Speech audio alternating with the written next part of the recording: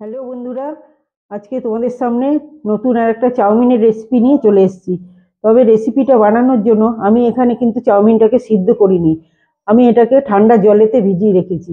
আর ভিজানোর সময় যাতে চাউমিনটা ডুবে থাকে এটাই তোমরা খেয়াল করবে। আর চাউমিন বানানোর জন্য এখানে আমি কিছু সবজি কেটে নিয়েছি। এখানে আছে ফুলকপি, বিনস, গাজর আর আলু। তোমাদের কাছে বাঁধাকপি থাকলেও এটা দিতে পারো।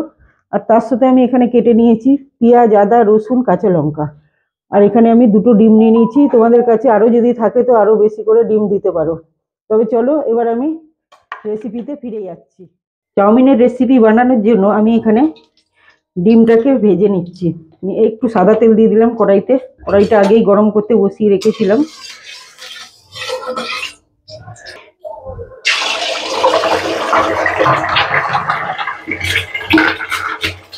একটু নুন দিয়ে দিলাম, দিয়ে ডিমটাকে একটু আমি ভুজিয়া করে রেখে দিচ্ছি।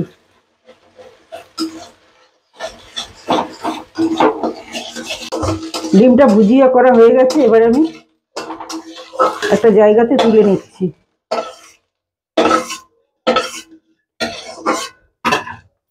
এবার কড়াইটা গরম আছে, আমি ওটা রেসিপিটা বানানোর জন্য আমি সাদা তেল দিয়ে দিচ্ছি। এতে তেলটা গরম হতে দিলাম একটু। তেলটা গরম হয়ে গেছে, আমি এবারে দিয়ে দিচ্ছি রসুন কুচি। এবার দিয়ে দিলাম আদা। এটা একটু বেশ করে নাড়াচাড়া করে একটু ব্রাউন কালার হলে আমি এখানে পেঁয়াজ আর কাঁচা লঙ্কাটাকে দিয়ে দেবো। রসুনটা খুব ভালো করে ভাজা হয়ে গেছে, সুন্দর একটা স্মেল বেরিয়েছে। এবার আমি পেঁয়াজটা আর কাঁচা লঙ্কাটা এর মধ্যে দিয়ে দিলাম।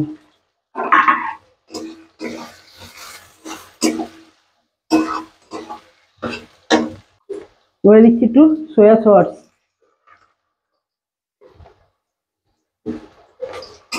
এটা দিয়ে পেঁয়াজটাকে একটু বেশ কিছুক্ষণ একটু নাড়াচাড়া করে নিচ্ছি।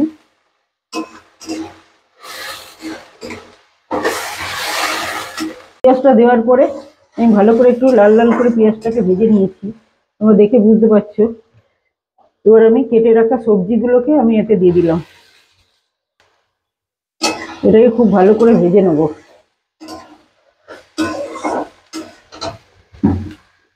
এতে আমি পরিমাণ মতো নুন দিয়ে দিচ্ছি। নুনটা আমি একবারেই দিয়ে দিলাম, পরে আর চাউমিনের সাথে দেবো না। অল্প হলুদ দিলাম, তোমরা ইচ্ছে হলে হলুদটা নাও দিতে পারো, স্কিপ করে যেতে পারো। এটা দিয়ে বেশ করে আমি একটু নাড়াচাড়া করে তারপরে আমি এটাকে ভেজে নিয়ে তারপরে ফিরে আসছি। তোমরা ফার্স্ট থেকে লাস্ট পর্যন্ত ভিডিওটা দেখতে থাকবে। এখানে সবজিগুলো সব লাল লাল করে ভাজা হয়ে গেছে, আর চাউমিনটাকে আমি জলের থেকে তুলে নিয়েছি কিছুক্ষণ আগে। আর চাউমিনটা বানানোর কিছুক্ষণ আগে 10 মিনিট মতো ভিজিয়ে রাখলে এই চাউমিনটা একদম ভালো করে ভিজে যাবে। আর গরম জলে ভেজাতে গেলে অনেক সময় সেদ্ধটা বেশি হয়ে গেলে চাউমিনটা কিন্তু দলা পেকে যায় বা জড়িয়ে যায়। এবার আমি চাউমিনটাকে দিয়ে দিচ্ছি।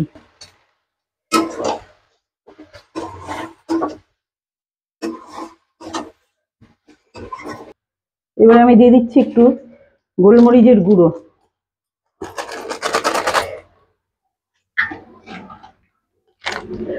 আর এবারে দিচ্ছি আমি মিট মশলা। তোমাদের কাছে চাউমিন মশলা থাকলেও দিতে পারো, কিন্তু মিট মশলাটা দিলে সেন্টটা কিন্তু খুব ভালো আসে বা খেতে টেস্টি হয়।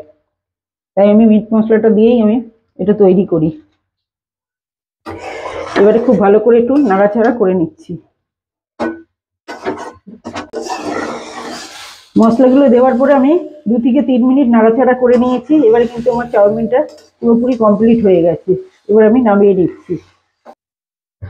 চাউমিনটা হয়ে গেছে, আমি একটা জায়গাতে নামিয়ে নিচ্ছি। এরপরে আমি ডিমগুলোকে উপর থেকে ছড়িয়ে দিচ্ছি।